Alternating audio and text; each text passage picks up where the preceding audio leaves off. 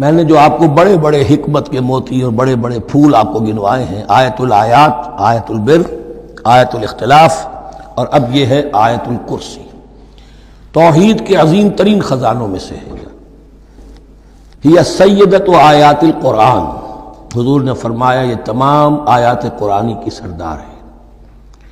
جس طریقے سے آیت بر اور سورۃ العصر میں ایک نسبت ہے کہ ہدایت اور نجات کی شرائط ساری کی ساری ایک چھوٹی سی صورت میں اللہ نے جمع کر دی، والعصر ان الانسان لفی خسر الا الذین آمنوا وعملوا الصالحات وتواصوا بالحق وتواصوا بالصبر، لیکن اس کی تفصیل ایک آیت میں آئی، وہ آیت البر ہے۔ چنانچہ جو منتخب نصاب ہم نے مرتب کیا ہے دعوت قرآن کے لیے، میں پہلا درس سورۃ العصر کا ہے اور دوسرا درس آیت البر کا ہے۔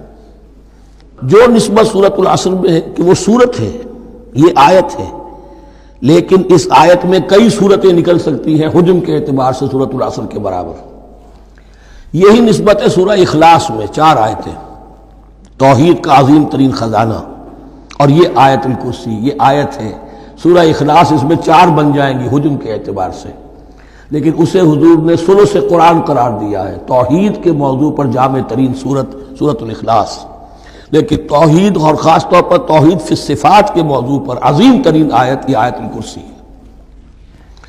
اللہ لا الہ الا ہو، اللہ وہ معبود برحق ہے جس کے سوا کوئی الہ نہیں، بڑا کیٹیگوریکل۔ الحی القیوم، وہ زندہ ہے از خود اور با خود، اس کی زندگی مستعار نہیں ہے۔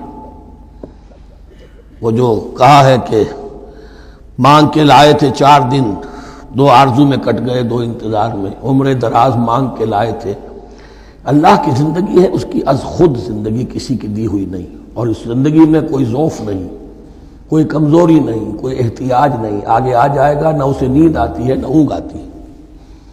قیوم، خود اپنی جگہ وہ زندہ جاوید ہستی ہے، اور باقی ہر شے کا وجود اس کے حکم سے قائم ہے، کوئی شے قائم نہیں ہے بغیر اس کے اذن کے۔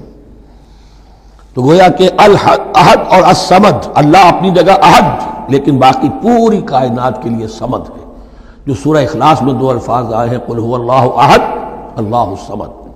اللہ حی ہے اور قیوم ہے، لا تأخذہ سنۃ ولا نوم، اس پر غالب نہیں ہو سکتی نہ نیند نہ اونگ۔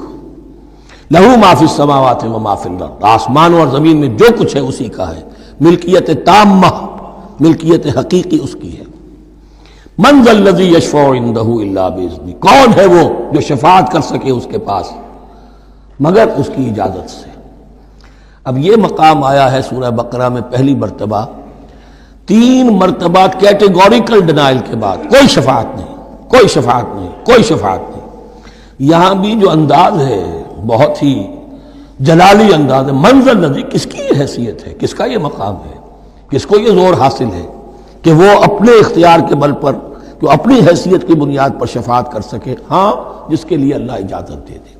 استثناء کے ساتھ شفاعت کا یہاں پر پہلی مرتبہ آیا، ورنہ سورہ بقرہ کے 6 رکوع کی دوسری آیت، وَاتَّقُوا يَوْمًا لَا تَجْزِي نَفْسٌ عَن نَفْسٍ شَيْئًا وَلَا يُقْبَلُ مِنْهَا شَفَاعَةٌ وَلَا يُؤْخَذُ مِنْهَا عَدْلٌ وَلَا هُمْ يُنصَرُونَ۔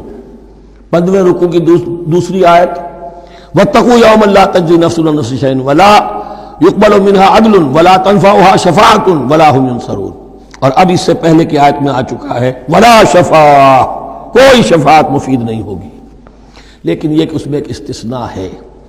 اب یہ ذرا باریک مسئلہ ہے کہ شفاعت حقہ کیا ہے، شفاعت باطلہ کیا ہے، تو دورہ ترجمہ قرآن میں اتنی تفاصیل کے ساتھ بحث نہیں کی جا سکتی، وہ ایک علیحدہ موضوع ہے۔ حال ہی میں نے اس پر اپنے درس ریکارڈ کرا دیے ہیں۔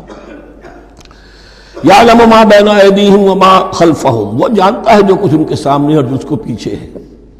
عام طور پر دنیا میں ہم سفارش کرتے ہیں تو کہتے ہیں کہ بھئی میں جانتا ہوں اس شخص کو بہتر، اصل میں جیسا کچھ یہ نظر آتا ہے ویسا نہیں ہے، یا جیسا کچھ فیکٹس آن دی فائل آ گئے ہیں وہ بڑے ہی ڈیسیونگ ہے، اصل حقائق کچھ اور ہیں اس کیس کے، وہ میں آپ کو بتاتا ہوں۔ یہ بات اللہ کے سامنے کون کہہ سکتا ہے، جبکہ اللہ تو جانتا ہے جو کچھ ان کے سامنے اور جو کچھ ان کے پیچھے ہے، اور ان کا حال یہ وَلَا يُحِيطُونَ بِشَيْءٍ مِّنْ عِلْمِهِ إِلَّا بِمَا شَاءَ، اور وہ احاطہ کر ہی نہیں سکتے اللہ کے علم میں سے کسی شے کا سوائے اس کے جو اللہ چاہے. باقی ہر ایک کے پاس علم جو ہے اللہ کا عطائی علم ہے، دیا ہوا علم ہے، محدود علم ہے. بڑے سے بڑا رسول ہو، بڑے سے بڑا ولی ہو، بڑے سے بڑا فرشتہ ہو. لا علم لنا الا ما علمتنا، ہم پڑھائیں چوتھے رکوع میں. تو کون کہہ سکتا ہے؟ من ذا الذی یشفع عنده الا باذنہ یعلم ما بین ایدیہم وما خلفہم ولا یحیطون بشیء من علمہ الا بما شاء وسع کرسیہ السماوات والارض. اس کی کرسی تمام آسمانوں اور زمین کو محیط ہے. اب کرسی کے دو مفہوم یہاں ہو سکتے ہیں. ایک تو یہ کہ اس سے جو معنی مراد ہے یعنی اس کا اقتدار، اس کی قدرت، اس کا جبر، اس کا اختیار، یہ اتھارٹی پوری کائنات کو.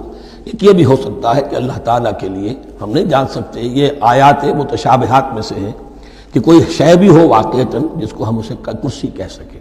عرش، کرسی، ان سب کے بارے میں یہ دونوں باتیں ذہن میں رکھیے.